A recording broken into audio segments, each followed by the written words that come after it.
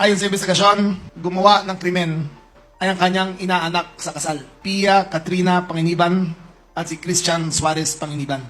Sa wakas ay tuluyan na nating masasagot ang mga katanungang bumabagabag sa atin tungkol sa malungkot na sinapit ng mag-inang Diane Marie Molinido at ang kanyang maliit na anak na si John Ismael.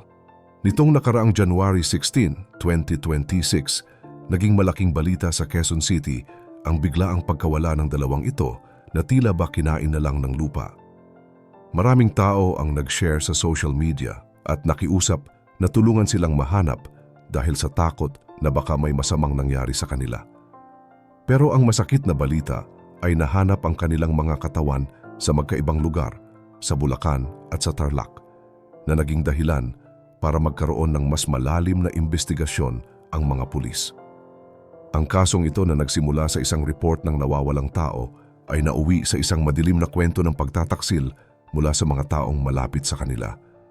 Sino nga ba ang mag-aakala na ang isang simpleng transaksyon sa pera ay mauuwi sa ganito karahas na krimen? Pero bago po ang lahat, baka pwedeng pa-like ang video na ito at mangyaring mag-comment sa baba kung taga saang lugar ka para malaman namin saan umaabot ang ating mga video dahil napakalaking bagay na ito sa aming content creators. Maraming salamat po.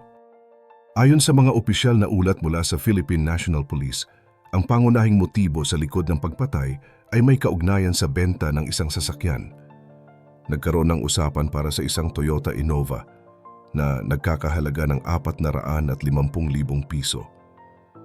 Ang perang ito ay naibigay na kay Diane at dito na pumasok ang masamang plano ng mga suspek. Ang masakit sa katotohanan ito ay ang mga itinuturong gumawa ng krimen ay hindi mga estranghero kundi ang sariling inaanak sa kasal ni Diane na si Pia Katrina Pagindiban kasama ang asawa nitong si Christian Suarez Pagindiban. Katulong din nila sa paggawa nito ang isang lalaki na nagngangalang Hill Valdemoro Jr. na nagsilbing kasabwat nila. Sa aspeto ng seguridad, naging malinaw ang pahayag ng mga autoridad na hindi titigil ang gobyerno sa paglilinis ng kanilang hanay.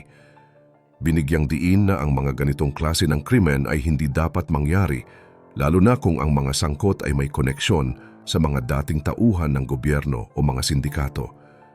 Siniguro ng pamunuan na ang mga dating masasamang gawain sa loob ng kapulisan, gaya ng mga ninja cops at kidnapping for ransom, ay unti-unti nang nauubos. Pero sa kasong ito, makikita natin na ang kasakiman ng tao ay walang pinipiling posisyon o relasyon sa buhay. Kahit na malapit kayo sa isa't isa, kung ang pag-uusapan na ay malaking halaga ng pera, may mga tao talagang nawawala sa tamang pag-iisip at nagagawa ang pinakamasamang bagay sa kapwa nila. Pagkatapos lumabas ng mga pangalan ng mga suspek, mas lalong naging nakakanginig ng balat ang mga detalye kung paano ba talaga isinakatuparan ang krimeng ito sa loob mismo ng tahanan ng mga biktima. Ayon sa pinakahuling ulat ng mga investigador, hindi na lumayo ang mga salarin dahil sa mismong bahay pa ni Diane Marie Pinlano at tinapos ang kanilang buhay. Isipin niyo na lang ang takot na naramdaman ng mag-ina sa loob ng sarili nilang tinitirhan kung saan dapat ay ligtas sila. Doon mismo binaril ni Pagindiban si Diane Marie habang ito ay nakaupo lamang. Base sa pagsusuri ng mga eksperto, tumama ang bala sa kanyang ulo at tumagos pa ito hanggang sa kanyang balikat na naging sanhi ng kanyang mabilis na pagkawala. Ang mas masakit pa rito ay ang sinapit ng batang si John Ismael na wala pang kalaban-laban sa mga oras na iyon. Hindi ginamitan ng baril ang bata, kundi mas pinili ng mga suspek na balutin ang ulo nito ng plastic bag. Dahil sa ginawa nila, hindi na nakahinga ang bata hanggang sa tuluyan na itong bawian ng buhay. Ang ganitong uri ng pamamaraan ay nagpapakita kung gaano kadesperado at kawalang puso ang mga taong gumawa nito. Pero ang mas nakakagulat at mahirap paniwalaan sa kwentong ito ay ang sumunod na ginawa ng mga suspek matapos ang krimen. Sa halip na matakot o magtago agad, isinakay nila ang mga labi ng mag-ina sa sasakyan kasama ang kanilang sariling mga anak. Kasama nina Pia Katrina at Christian Suarez Pagindiban ang kanilang mga maliliit na anak sa loob ng kotse habang ang mga bangkay nina Diane Marie at John Ismael ay nasa likod lamang at nakabalot. Sa gitna ng biyahe, ang plano sana nila ay pumunta sa Baguio para siguro itapon ang mga ebidensya o lumayo sa mata ng mga tao. Pero habang nasa daan, tila nagbago ang kanilang isip kaya napagdesisyonan nilang umikot pabalik. Dito na nila sinimulang iwan ang mga katawan sa magkaibang lugar sa Tarlac at sa Bulacan para mas mahirapan ang mga pulis na pagdugtungin ang mga pangyayari. Pagkatapos nilang gawin ang pagtatapon sa mga labi, parang wala lang silang ginawang masama dahil dumiretso pa sila sa isang motel sa may Fairview para doon magpalipas ng gabi. Ang nakakapagtaka rito ay ang katotohanang kasama pa rin nila ang kanilang mga anak sa loob ng motel na tila ba isang normal na pamilya lamang na nagbabakasyon. Hindi nila alam na bawat galaw nila ay naitatala na pala ng mga CCTV camera sa paligid. May malinaw na footage ang mga pulis kung saan nakitang pumasok ang mga suspek kasama ang kanilang mga anak sa nasabing motel pagkatapos ng krimen. Ang mga footage na ito ang isa sa mga pinakamalakas na ebidensya na nagpapatunay na hindi ito gawa-gawa lamang ng mga saksi kundi talagang nangyari. Napakahirap intindihin kung paano nagawa ng mga magulang na isama ang kanilang sariling mga anak sa isang sitwasyong punong-puno ng karahasan at kamatayan. Matapos ang kanilang pananatili sa Fairview, hindi pa doon natapos ang kakaibang galaw ng mga suspek na tila ba sinusubukang iligaw ang anumang bakas ng kanilang ginawa. Mula sa motel ay dumiretso ang grupo ni Pia at Christian sa Pansol, Laguna para muling magpalipas ng oras at matulog. Pagkatapos ng maikling pahingang ito ay doon na sila nagpasyang bumalik sa kanilang sariling bahay na parang walang anumang nangyari.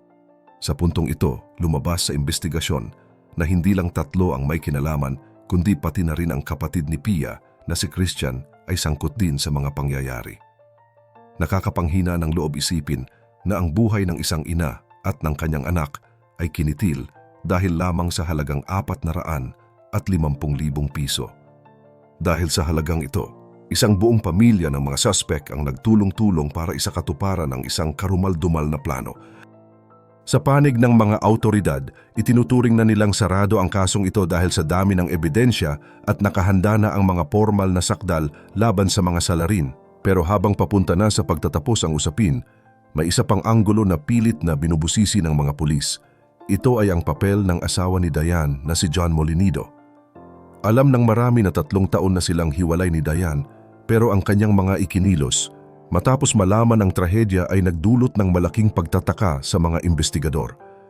Sa halip na dumaan sa tamang proseso ng autopsy ang mga labi ng kanyang asawa at anak, agad na ipinag-utos ni John na i-cremate o ipasunog ang mga ito kasama ang mga suot nilang damit. Ang ganitong pagmamadali ay nagbibigay ng hinala kung meron ba siyang gustong itago o burahin na ebidensya na maaring makuha sa mga katawan ng biktima. Dagdag pa rito, napansin ng mga pulis na tila walang anumang emosyon o pagsisisi si John Molinido sa kabila ng sinapit ng kanyang sariling asawa at anak. Hindi siya nakitang umiiyak o nagpapakita ng matinding lungkot na karaniwang mararamdaman ng sinumang nawalan ng mahal sa buhay sa ganoong paraan. Habang nangyayari ang lahat ng ito, lumabas din ang usapin tungkol sa carjacking dahil kinasuhan ni John sina Pia at Christian tungkol sa sasakyang nasa pangalan niya pero naibenta ng wala sa kanyang pahintulot.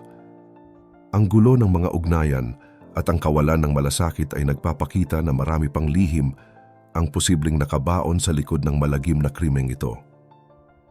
Mukhang kahit sarado na ang usapin sa kung sino ang pumatay, ay marami pa rin kailangang sagutin ang mga taong naiwan tungkol sa kanilang tunay na motibo at partisipasyon. Ang kwentong ito ay isang babala sa ating lahat na ang pera ay sadyang nakakasilaw at kayang bumali ng kahit anong relasyon. Mula sa inaanak na nagtaksil hanggang sa asawang tila walang pakiramdam, bawat detalye ay nagiiwan sa atin ng bigat sa dibdib. Nakakalungkot na sa huli, ang hustisya ay nakamit nga pero may mga buhay namang hindi na maibabalik kailanman. Sa tingin nyo, ano nga ba ang mas matimbang sa mga ganitong sitwasyon? Ang pagtitiwala ba sa kapamilya o ang pagiging maingat kahit sa sariling dugo at laman? Kung kayo ang nasa kalagayan ng mga kamag-anak, paano nyo tatanggapin ang katotohanan na ang mga taong malapit sa inyo ang siya palang magdadala sa inyo sa kapahamakan? Ibahagi niyo ang inyong mga saloobin dahil ang inyong boses ay mahalaga sa pag-unawa natin sa mga ganitong usapin sa ating lipunan. At huwag kalimutang mag-like at subscribe para sa mas marami pang updates gaya nito.